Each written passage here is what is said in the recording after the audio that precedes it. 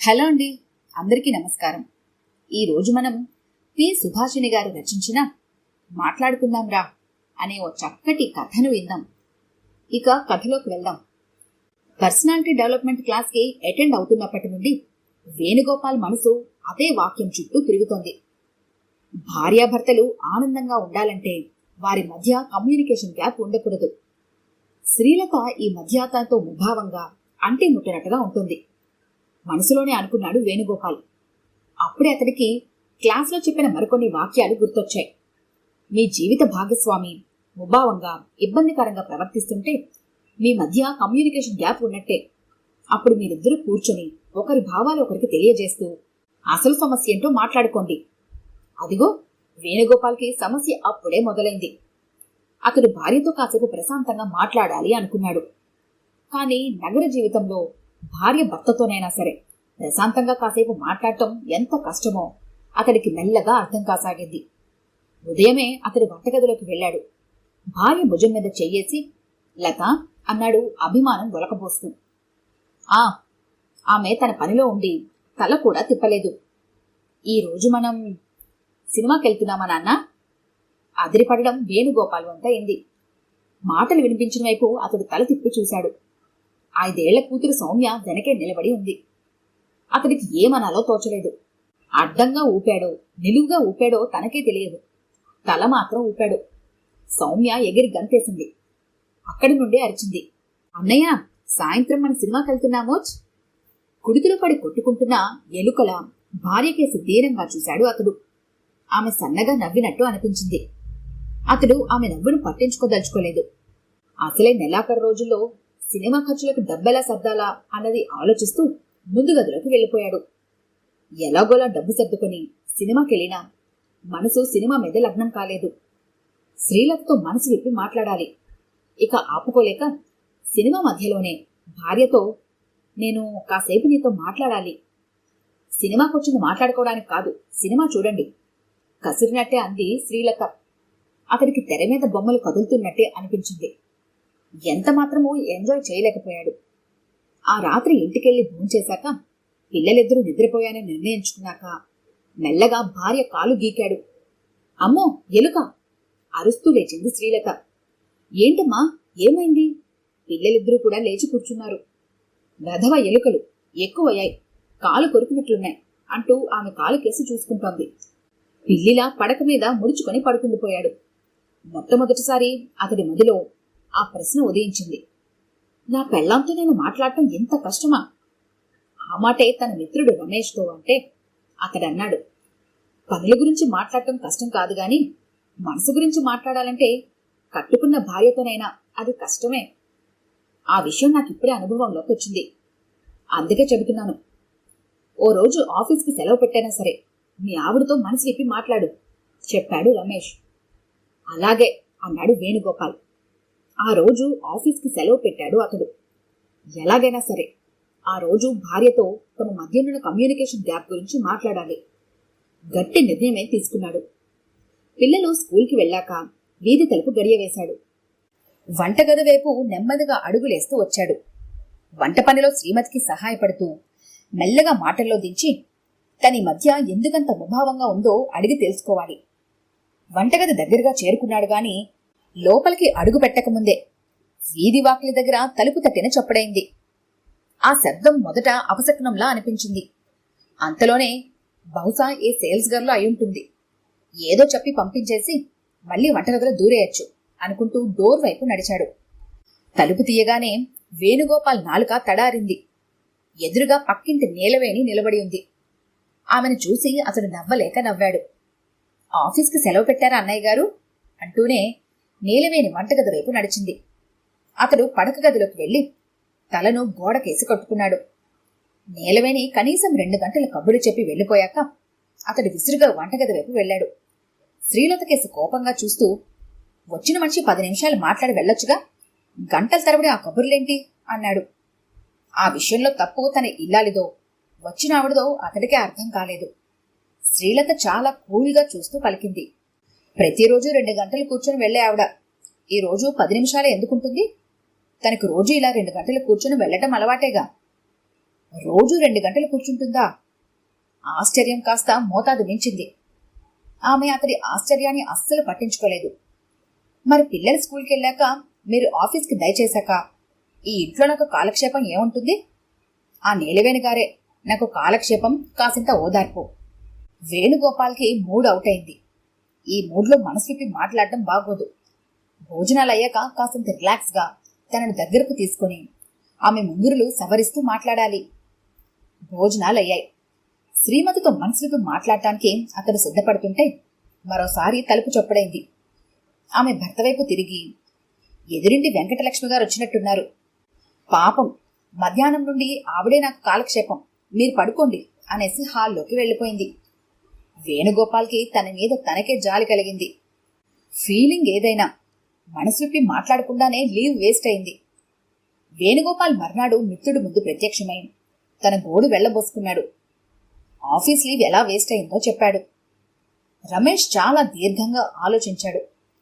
పోనీ మీ ఆవిడ్ని తీసుకొని ఏ పార్కుకో వెళ్తే? అమ్మా నాన్న పార్కుకి వెళ్తుంటే 5 ఏళ్ల కూతురు 7 ఏళ్ల కొడుకు వెంట రాకుండా ఉంటారా? వేణుగోపాల్ మిత్రుడికేసి సీరియస్గా చూశాడు. అదే నిజమే, నాలుగు ఖర్చుకున్నాడు రమేష్. తనలో తాను అనుకుంటున్నట్టు పైకే పలికాడు. ఈ ప్రపంచంలో ఎక్కువ శాతం భార్యాభర్తల మధ్య ఏదో సమయంలో కమ్యూనికేషన్ గ్యాప్ వస్తుంది. వాళ్ళు రోజూ మాట్లాడుకోవచ్చు కానీ మనసు విప్పి మాట్లాడుకోవడం తగ్గిపోతుంది. అలాంటి సమయంలో ఏకాంతం దొరకడము కష్టమవుతుంది. మరి భార్యాభర్తలు మనసు విప్పి ప్రశాంతంగా మాట్లాడుకోవాలంటే ఏం చేయాలి? ఒక మార్గం కనిపించింది. అదే అతడికి చెప్పాడు.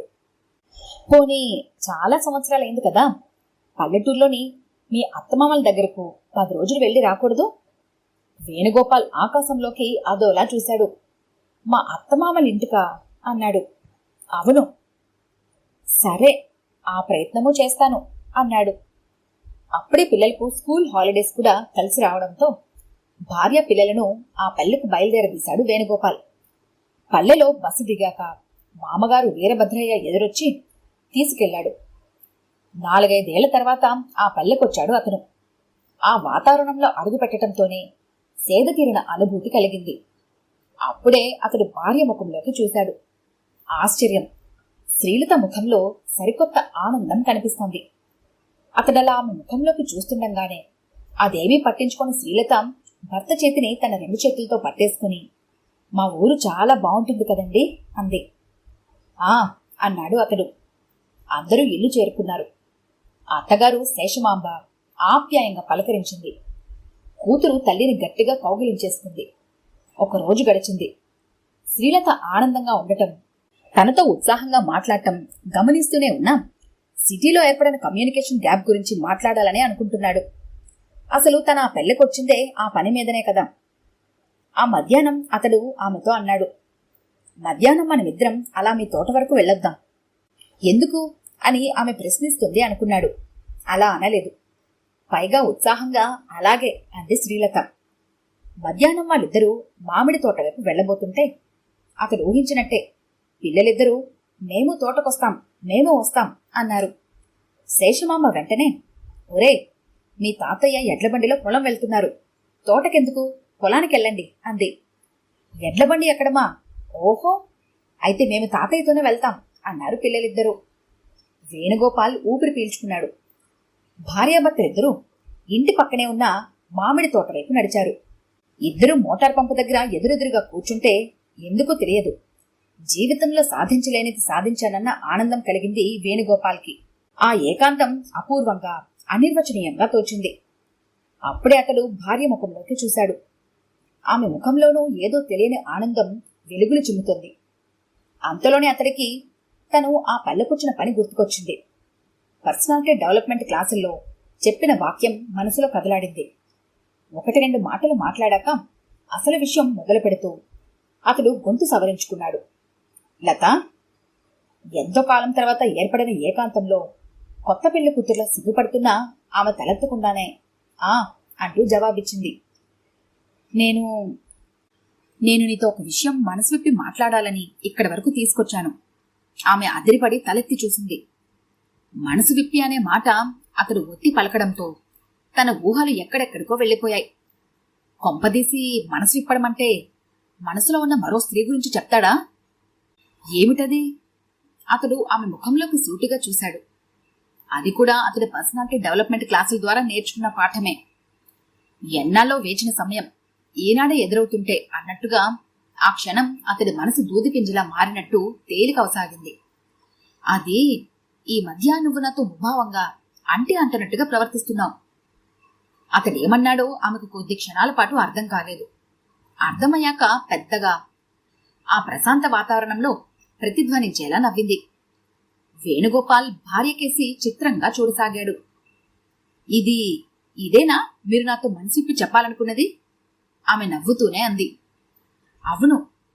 ఆమె నవ్వు ఆపింది. తనకు మనసు తేలికయ్యిందేమో. దాంతోపాటే భర్త మీద ప్రేమ పొంగుకొచ్చింది. కూర్చున్న చోటు నుండి లేచి నెమ్మదిగా భర్త దగ్గరకు వెళ్లి కళ్లల్లో కళ్ళు పెట్టి చూసింది. ఎందుకో తెలియదు, ఈ మధ్య నాకు కూడా ఇదే ఫీలింగ్.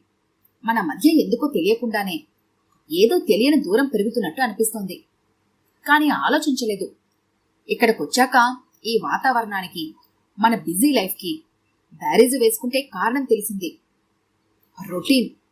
మాట్లాడుకోవటానికి రొటీన్ మాటలు తప్ప మరేం ఉండటం లేదు. మనసు విప్పి మాట్లాడుకోవాలన్నా అనుకూలించని వాతావరణం. అక్కడ మనం ఓ రొటీన్ చక్రంలో అనాలోచితంగా తిరుగుతున్నాం. ఒకవేళ పరిస్థితి అర్థం చేసుకున్నా మార్చుకోలేని వాతావరణం. అంతే. అంతకు మించి మీతో ముభావంగా ఉండడానికి మరో కారణం కనిపించడం లేదు. అతడు చూపులు మరల్చుకున్నాడు. నిజమే, శ్రీలత తనతో ముభావంగా ఉండటానికి ఇంతకు మించిన కారణం ఏముంటుంది? సిటీలోని రొటీన్ లైఫ్లో ఇలాంటి పరిస్థితులు మామూలే. మార్పు కావాలి అనుకుంటే మాత్రం మనిషి ఆలోచించాలి. మనసులోనే అనుకున్నాడు.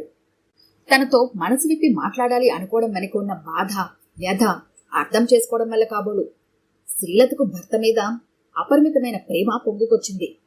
అలాగే వంగి అతడి తలను తన గుండెల దగ్గరకు తీసుకుంది. ఇదే కదా నాకు కావాల్సింది. అతడి మనసు ప్రశాంతతను ఆహ్వానించింది. ఈ కథ కనుక మీకు నచ్చినట్లయితే లైక్ చేయండి, షేర్ చేయండి. మరిన్ని ఇంట్రెస్టింగ్ కథల కోసం మా ఛానల్ని తప్పకుండా సబ్స్క్రైబ్ చేసుకోండి.